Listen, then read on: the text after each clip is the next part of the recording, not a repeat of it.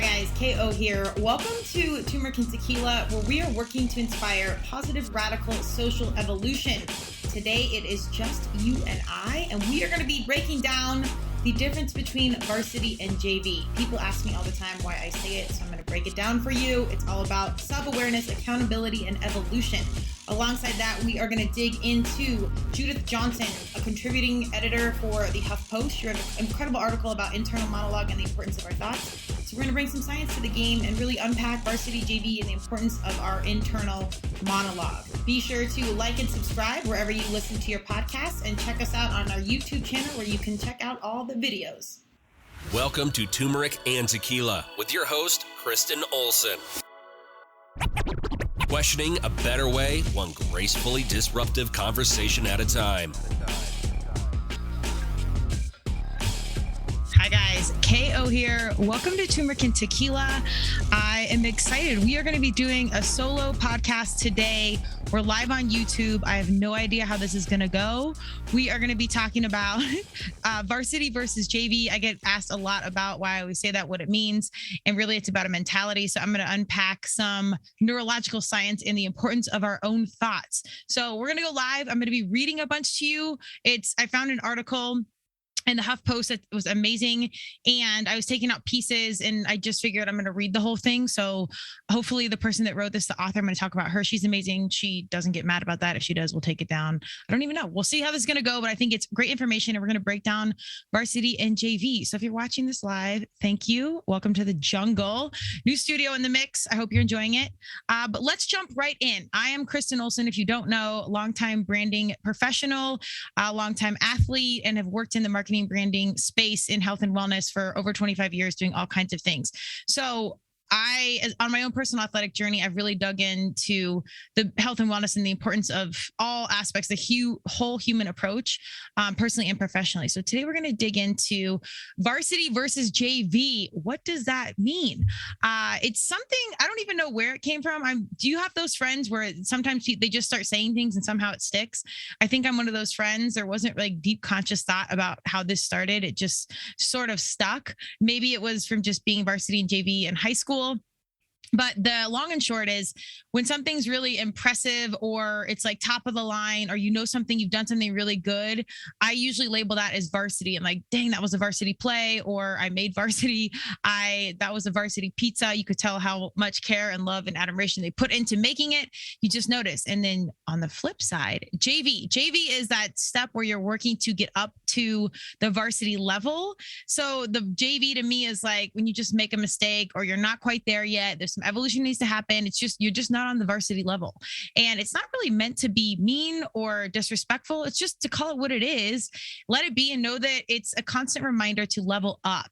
So it's something, I'm very visual, I'm descriptive. When I can just kind of categorize things in a graceful way, we're working on that. It just streamlines understanding in my own brain. So it's really not about making it digestible for the rest of the world. It's kind of my own internal monologue and thought process.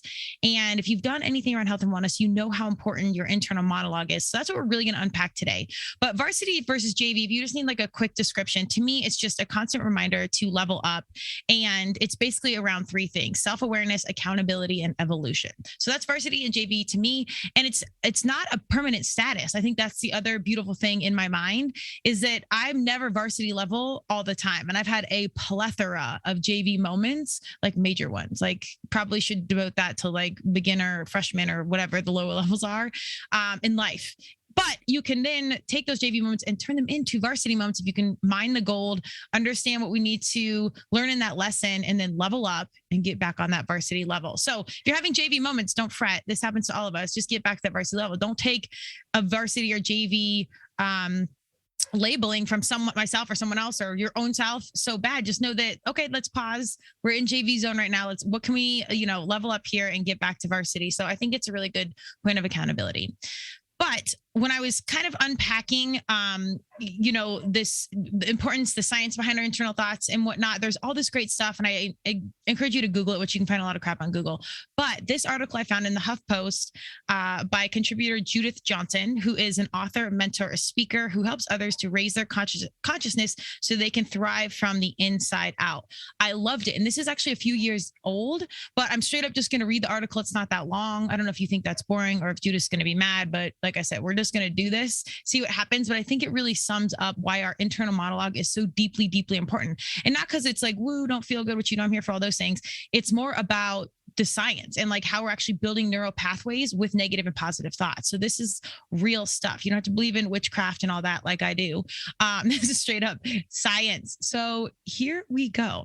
And this, again, huffpost.com. I'll post all of this on the podcast post.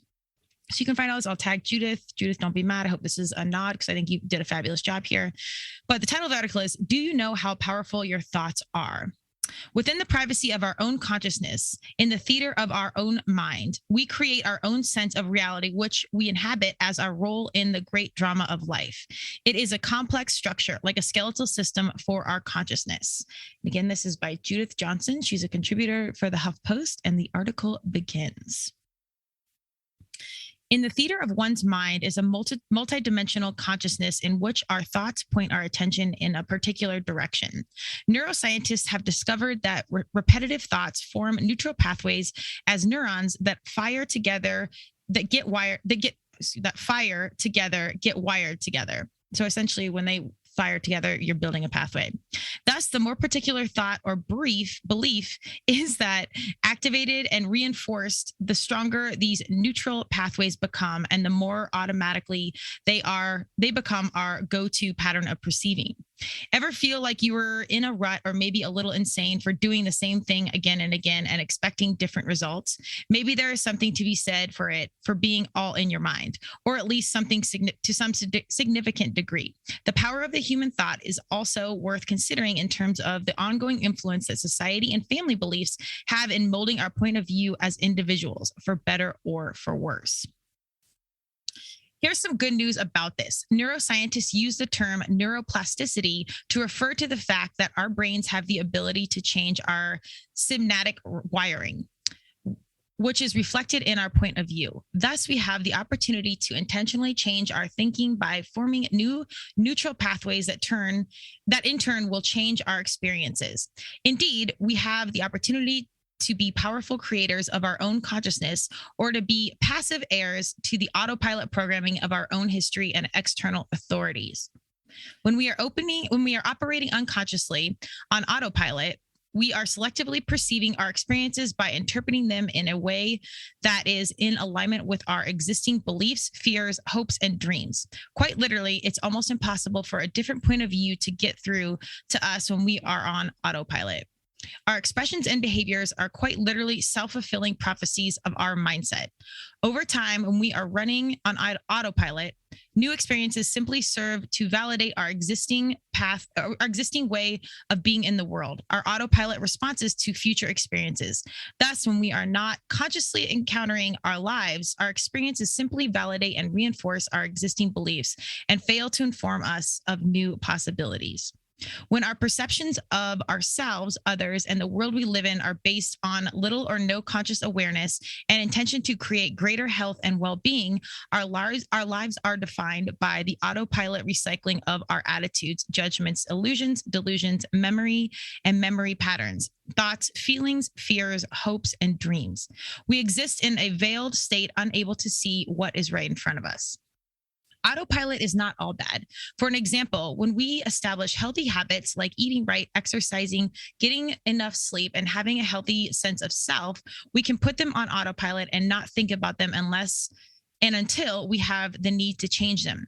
However, autopilot can get us in trouble if we have negative patterns of thoughts or emotions running us and we aren't even aware of it. The degree of which we allow our negativity to run on autopilot without conscious awareness is the degree to which we are powerless over it. In contrast to autopilot, when we create through conscious intention, we bring our awareness fresh and new to each present moment and allow our beliefs, fears, hopes, and dreams to change based on new input.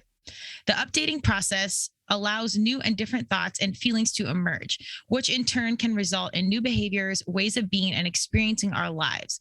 We have the ability to consciously direct our thoughts and feelings through the power of intention, thus taking a far more active role in creating, promoting, and allowing more of what we want in our lives. The state of our consciousness forms the bedrock upon which the dramas of our lives unfold. Within the privacy of our own consciousness, in the theater of our mind, we create our own sense of reality, which we inhabit as our role in the great drama of life. It is a complex structure like a skeletal system for our consciousness. The old Chinese proverb captures the power of our thinking in sharing our lives. Sow a thought and repeat and reap an act. Sow an act and reap a habit. Sow a habit and reap a character. Sow a character and reap a destiny.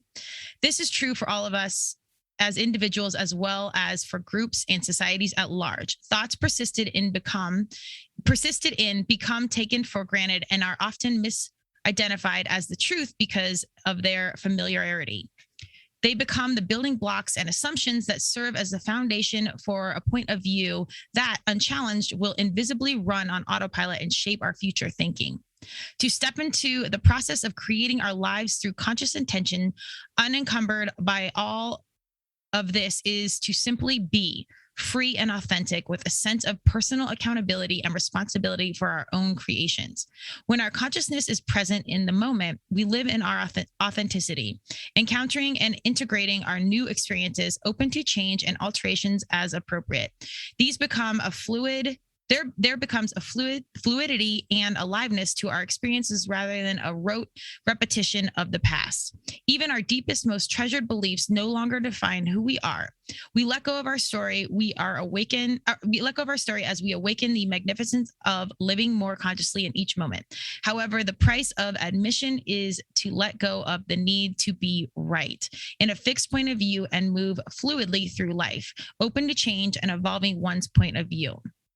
And then Judith writes, if you'd like to know more, here's my website. I'll put that on there. So I think that was great. And please forgive me.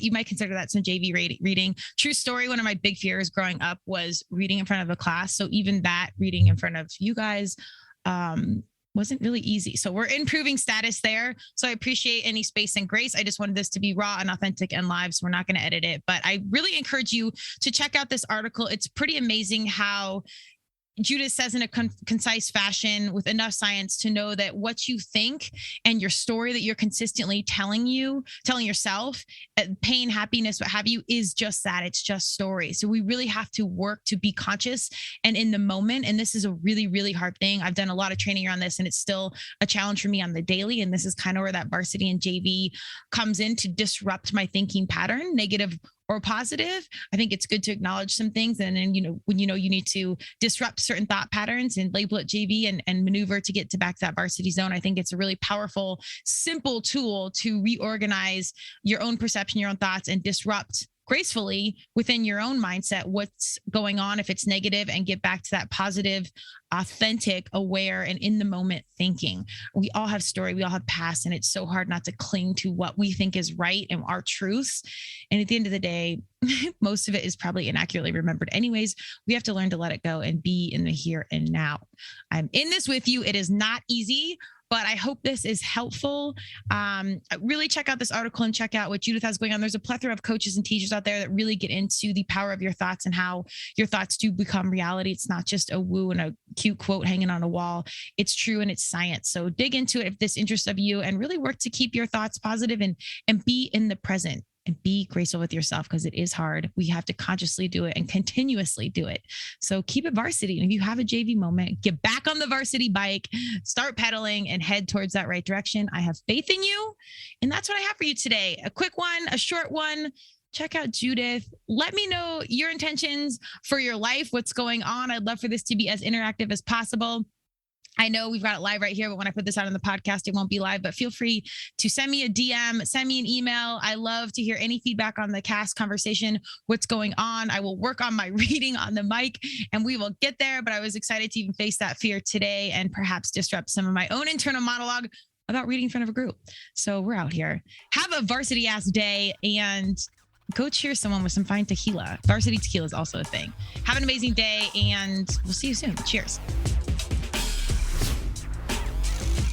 Thank you for joining Turmeric and Tequila with your host, Kristen Olson. Tune in next time, and don't forget to subscribe on Apple, Google Podcasts, Spotify, or wherever you listen.